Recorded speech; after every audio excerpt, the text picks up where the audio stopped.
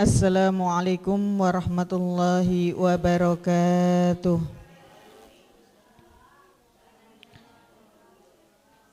A'udzu billahi minasy syaithanir rajim. Bismillahirrahmanirrahim. Qul in kuntum tuhibbunallaha fattabi'uni yuhibbukumullahu wa yaghfir lakum dzunubakum wallahu ghafurur rahim. Qul ati'ullaha war rasul fa in tawallaw fa innallaha la yuhibbul kafirin. Innallaha astafa Adama wa Nuha wa ala Ibrahim wa ala Imran 'alal 'alamin. Dzurriyyatan ba'duha min ba'd. Wallahu sami'un alim.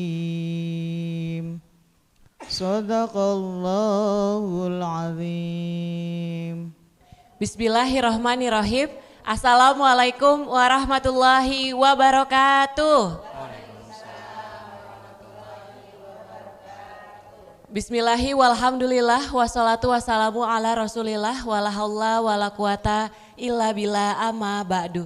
Mari bersama-sama kita panjatkan puji dan syukur atas kehadirat Allah Subhanahu wa taala yang telah melimpahkan rahmat serta karunia-Nya sehingga pada pagi hari ini kita bisa kembali berkumpul di acara ngopi, ngobrol perkara ilmu. Ngopi yuk. Tentu sudah ada pagi ini bersama kita Bapak Ustadz Ahmad Haris Riswanto. Assalamualaikum Pak Ustadz. Waalaikumsalam warahmatullahi wabarakatuh. Kabarnya gimana Pak Ustadz? Alhamdulillah sehat, baik. Alhamdulillah sehat. Semoga kesehatan ini juga bisa dirasakan oleh seluruh pemirsa Sinpo TV dimanapun berada. Nah pemirsa, topik ngopi kita pada pagi hari ini yaitu terkait menggapai cinta dan rahmat Allah. Nah bagaimana caranya untuk penjelasan lebih lanjutnya kita akan langsung saja mendengarkan. Silahkan Pak Ustadz. Baik.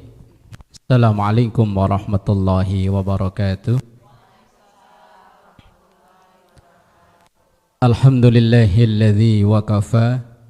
Summa salatu wassalamu ala sayyidina Muhammadinil Mustafa wa ala alihi wa ashabihi ahli sidqi wal wafa, amma ba'du. Jamaah yang dimuliakan Allah dan juga pemirsa Sinpo TV dimanapun berada, semoga kebaikan dan kesehatan terus kita rasakan bersama, amin ya rabbal alamin. Obrolan kita pada pagi yang berbahagia ini tentang bagaimana kita memperoleh cinta dan rahmatnya Allah Subhanahu wa ta'ala. Dalam hadis yang diriwayatkan oleh Imam Al-Hakim, Rasulullah sallallahu alaihi wasallam sabdakan, salasun kunna fihi awahullahu ta'ala fi kanafihi wa satara alaihi bi rahmatihi fa'adkhalahu fi mahabbatihi. Ada 3 syarat.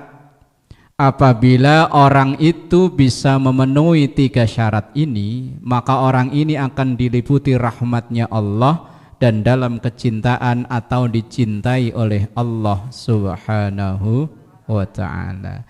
Apa itu? Yang pertama, man u'tiya syakara. Orang yang ketika diberi ia bersyukur alias berterima kasih.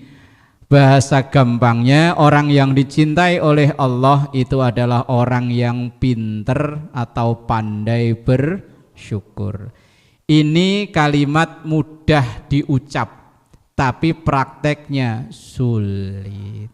Wong sering ketika kita ditanya, ibu gimana kabarnya, jawabnya cep. Gimana bu? Aduh, nggak kayak dulu lagi. Sepi. Dulu mah jam 9, jam 10 dagangan mah udah habis. Sekarang mah ya Allah, Untuk bersyukur itu teorinya mudah, tapi prakteknya susah. Umpama Bu ya, setiap mau berangkat kerja, suami ibu berangkat kerja, sebelum berangkat kerja ninggalin uang belanja. Umpama berapa Bu? Umpama 50.000. Lu kalau berikin perumpamaan yang gede itu lu sekalian, siapa tahu dijabah sama Allah. 200. Tuh ya, iya. Gaji suaminya aja 150, tinggalannya 200. Umpama setiap hari sebelum suami berangkat kerja, ibu dikasih tinggalan uang belanja, pokoknya hanya untuk khusus belanja 100. 100 umpama. Tiap hari setelah sekian lama tiba-tiba hari itu ngasih 25. Ibu ngucap alhamdulillah apa kok segini? Ayo, kok segini apa alhamdulillah? Lah iya, biasanya cepek lah, ini ngasihnya 25. Lah ketika ibu nerima uang itu alhamdulillah apa kok segini? Bener nih alhamdulillah. Ini saya ada yang kenal suaminya, antar suaminya saya suruh ngetes. Iya, ada yang saya kenal suaminya, antar saya WA, Mas itu coba istrinya dites. Biasanya ngasih berapa Mas? Sekian Pak, coba kasih 1/4-nya. Kira-kira dia ngucap alhamdulillah apa kok segini? Lah, yang penting pokoknya kan alhamdulillah dulu. Lah apalagi kalau suami ninggalin 20.000 buat setahun, gampang. Beliin kalender. 20.000 dapat yang polos. Buat setahun cocok pas, itu kan sehari seangka. Syukur itu perkara mudah diucap tapi sulit untuk umpama ibu pulang selamatan, harapannya beseknya wah mantep lah. Memang iya sih beseknya gede, begitu buka di rumah isinya nasinya udah kecil, begitu digini-giniin perah lagi. Ini langsung perah. Langsung biasanya kan acar ya, udah lengket, ini masaknya dari kemarin apa ya. Begitu ayamnya, ya Allah ini ayam satu dibelah jadi 70 ini mah.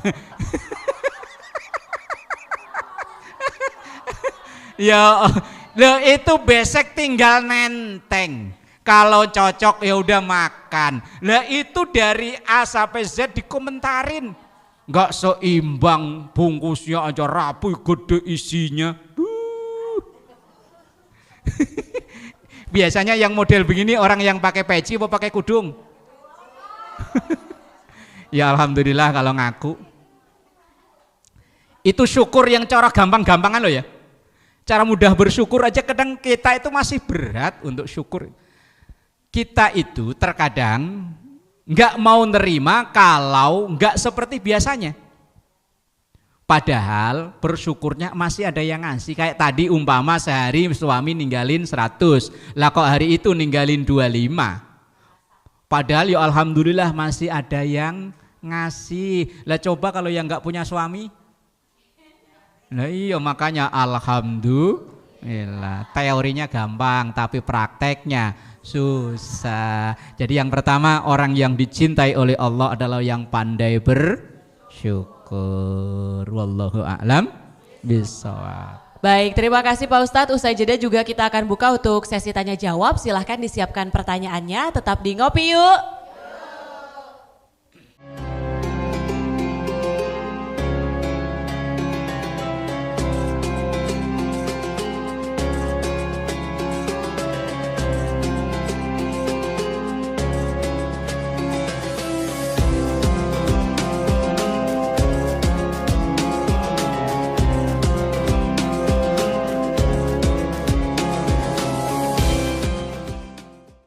Alhamdulillahirrabbilalamin, Anda masih menyaksikan Ngopi, ngobrol perkara ilmu. Ngopi yuk.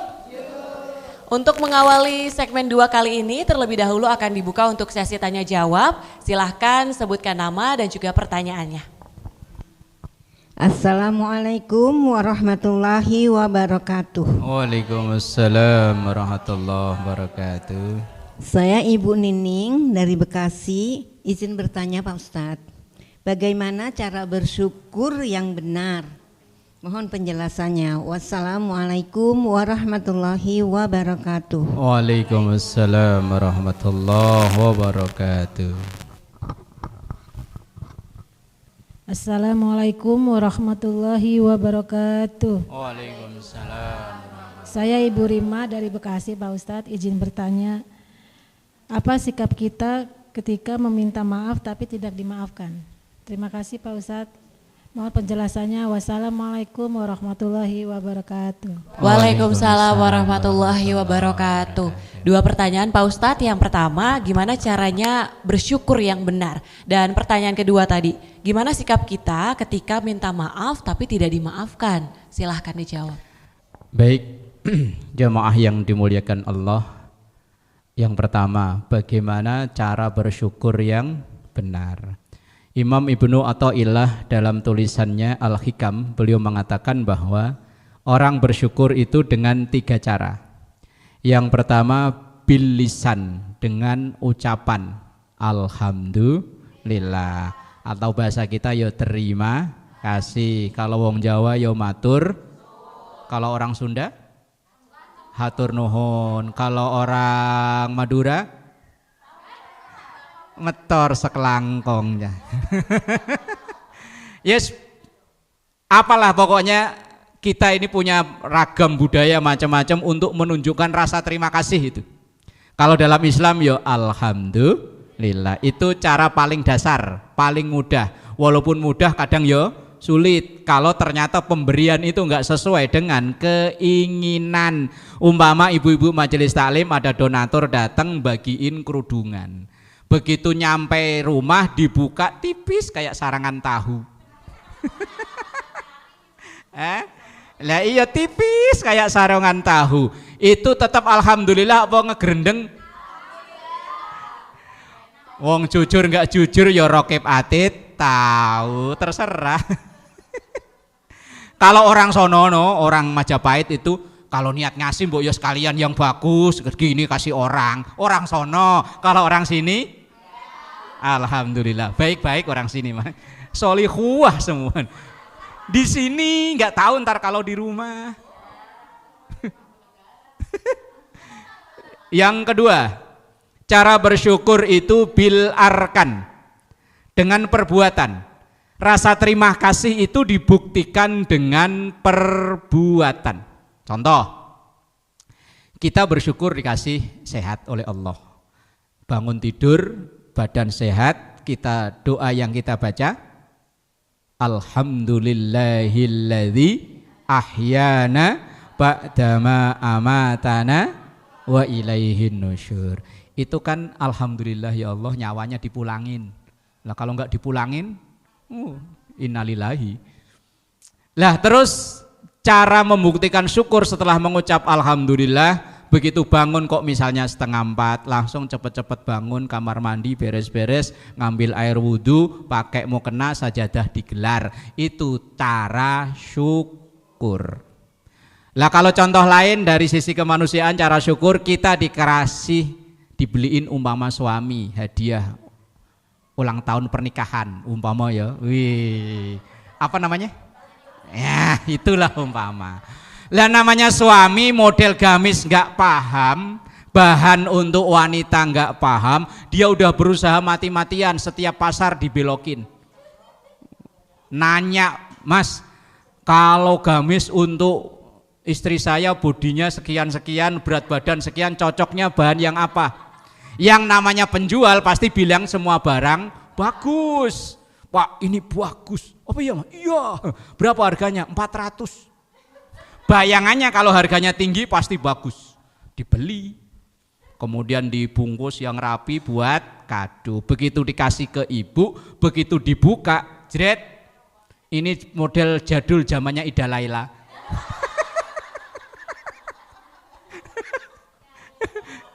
Enggak tahu kan Ida Laila? Enggak tahu. Kalau yang ini tahu nih. Lah iya, yang kanan kiri ada sayapnya gede. Lah iya, udah zamannya jadul, modelnya jadul, bahannya panas, dipakai gerah. Lah kira-kira ibu ketika terima itu alhamdulillah apa? Aduh, ya Allah. Lah kalau ucap alhamdulillah bisa, itu baru mulut. Belum dibuktikan, dipakai apa enggak? Ya Allah. Nah, biar suami seneng dipakai, tidur dipakai, masak dipakai. Padahal intinya biar cepet rusak. Lah, orang kalau diberi, orang kalau memberi, kemudian pemberiannya itu diapresiasi, dipakai, yang beri seneng, Bu. Walaupun mungkin pemberiannya itu enggak. Kemudian kok suami ngelihat, alhamdulillah ya Allah, istri saya dipakai baju, aduh, seneng. Langsung, ayo mak ke toko emas.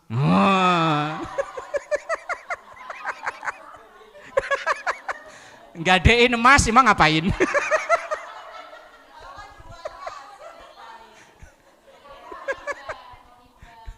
Cara syukur.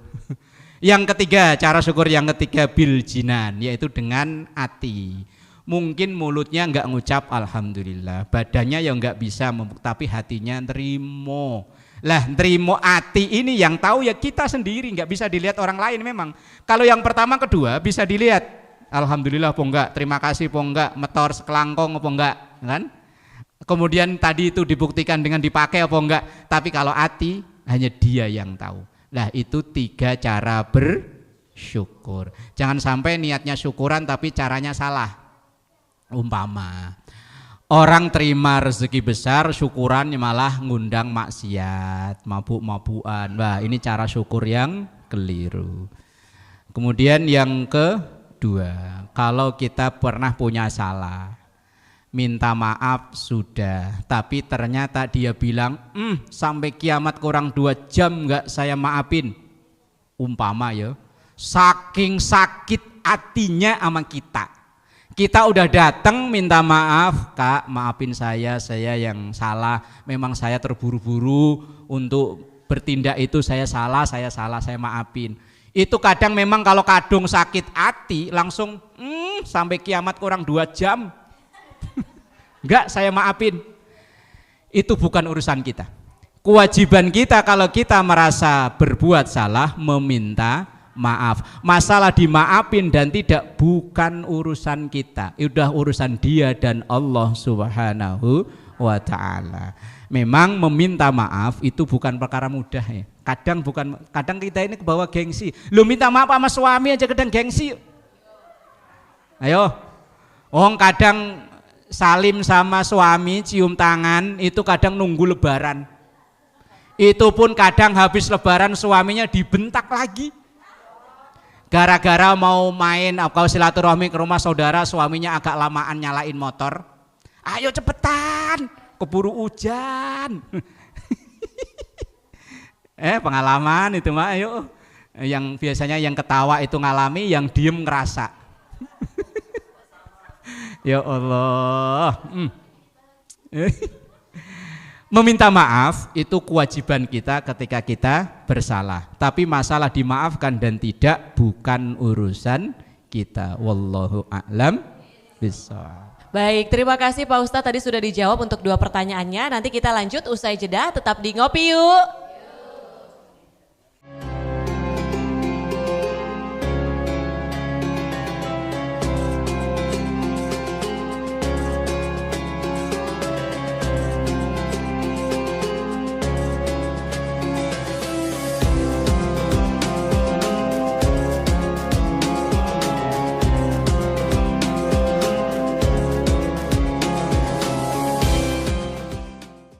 Pemirsa Sinpo TV dimanapun berada, Anda masih menyaksikan Ngopi, Ngobrol Perkara Ilmu bersama Bapak Ustadz Ahmad Haris Riswanto. Setelah di segmen sebelumnya tadi sudah dibuka untuk sesi tanya jawab, di segmen terakhir ini kita akan mendengarkan penjelasan lebih lanjut terkait topik ngopi kita, yaitu bagaimana menggapai cinta dan juga rahmat dari Allah. Silahkan Pak Ustadz. Baik, jamaah yang dimuliakan Allah dan juga pemirsa Sinpo TV yang berbahagia, bahwa ada 3 tadi yang menjadi penyebab kita dicintai oleh Allah. Yang pertama, orang yang bersyukur. Yang kedua, idza ghadiba fatara. Kalau dia marah, bisa ngerem kemarahannya. Ini juga bukan perkara mudah ya. Rasulullah sallallahu alaihi wasallam dalam hadis riwayat At-Tabrani, beliau sampaikan, la taghdab walakal jannah. Jangan marah, kendalikan marahmu, maka balasanmu surga. Berat Bu, untuk tidak marah itu berat. Apalagi orang yang membuat pelanggaran, misalnya itu orang-orang yang di bawah kendali kita. Misalnya kalau kita atasan ya anak buah kita, kalau kita di rumah ya anak-anak kita. Kalau tidak marah kok rasanya abot. Marah ya silakanlah marah, tapi jangan keterlaluan. Memang ibu itu marah, tapi kadang marahnya ibu itu jadi obat. Anak yang bandel nggak ketulungan, kalau ibunya nggak pernah marah, ya bahaya, kebablasan juga. Tapi kalau kemarah melulu, ntar anak kalau ditanya, nak gimana kesanmu tentang ibumu? Jawaban si anak apa? Lah iya, nak bagaimana kesanmu tentang ibumu? Ya, mak, nggak berhenti-berhenti. Tapi kadang anak itu akan berterima kasih ketika dia nanti jadi ibu dengan ibunya. Ketika dia udah menjadi ibu, alhamdulillah dulu saya dimarahi mak. Kalau nggak dimarahi mak, mungkin saya nggak bisa begini nih. Alhamdulillah. Tapi kalau kebablasan, yo bahaya. Artinya marah di sini bukan ke situ arahnya sih. Marah yang menyebabkan terkadang orang itu akal sehatnya hilang. Orang kalau lagi marah akal sehatnya hilang. Contoh, kita ngobrol kalau deket ini kan nggak perlu teriak-teriak ya. Udah denger kan ya. Tapi kalau orang marah, kenapa ngobrolnya pakai teriak? Lah kalau orang lagi marahan, walaupun jaraknya cuma 1 meter, ngomongnya pakai ngegas. Yuk, karena memang akalnya udah nggak waras, emosi. Lah kalau orang akalnya waras, lah ngapain ngomong pakai teriak? Wah, ngomong pelan aja udah denger ya. Nah, orang kalau emosi itu kadang HP yang harganya jutaan, ya kira mah piring plastik, mau banting, biang, begitu udah dibanting, ya. Karena pikirannya lagi nggak waras. Maka orang yang dicintai oleh Allah adalah orang yang bisa mengendalikan diri saat marah. Marah boleh, dalam Islam nggak ada larangan, tetapi marah yang terkondisikan, artinya tidak sampai hilang akal warasnya. Sahabat Ali bin Abi Thalib, ketika dalam satu peperangan musuhnya udah terjatuh, kemudian musuhnya itu ngeludain Sayyidina Ali. Itu kalau nuruti marah, itu musuh udah terjatuh, pedang tinggal di mati. Tapi malah enggak, diurungkan. Pedangnya langsung beliau berbalik. Kemudian orang yang ngeludahi tadi langsung berdiri, wahai Ali, kenapa engkau enggak jadi membunuhku? Sahabat Ali bilangnya begini, kalau saya tadi pas peperangan, saya membunuhmu karena lillahi ta'ala, berperang melawan untuk meninggikan agama Allah. Tapi ketika kamu terjatuh ngeludain saya khawatir saya membunuhmu bukan lillahi ta'ala, tapi karena kemarahan saya diludahi. Lah ini Sayyidina Ali bisa mengendalikan. Lah kalau kita umpama naik motor pelan, ditabrak dari belakang anak kecil pakai naik sepeda motor listrik. Udah anak kecil boncengan 3, begitu ibu nengok bocah kecil-kecil 3, kira-kira marah apa? Ya Allah, sini anak saya kasih duit. Marah apa langsung bocah kasih duit? Oh, biasanya kalau sadar ya alhamdulillah, oh masih bocah. Kalau kadang nggak terkontrol langsung, anak siapa sih? Itu Yang ketiga, yang terakhir, idza qadara ghafara. Ketika ia lagi berasa di posisi atas, ada orang yang salah mau memaafkan. Ini 3 cara untuk memperoleh rahmah dan sayangnya Allah Subhanahu wa taala. Wallahu a'lam bissawab. Baik, terima kasih Pak Ustadz. Semoga kita bisa menerapkan dalam kehidupan kita sehari-hari tadi bagaimana cara untuk menggapai cinta dan juga rahmat dari Allah.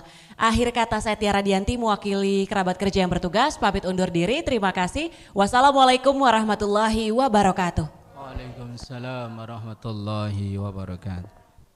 Nastaghfirullahaladzim laqal ma'bud ya dzal jalali wal ikram. Bismillahirrahmanirrahim. Alhamdulillahi rabbil alamin. Allahumma salli ala sayyidina Muhammad wa ala ali sayyidina Muhammad. Rabbana zalamna anfusana wa illam taghfir lana wa tarhamna lanakunanna minal khasirin. Rabbana atina fid dunya hasanah wa fil akhirati hasanah wa qina adzabannar. Sallallahu ala sayyidina Muhammad walhamdulillahi rabbil alamin. Wassalamualaikum warahmatullahi wabarakatuh. Astaghfirullah Rabbil baraya.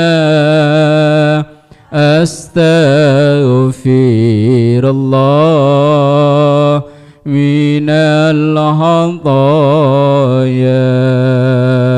Astaghfirullah Rabbal baraya. Astaghfirullah minal khataya.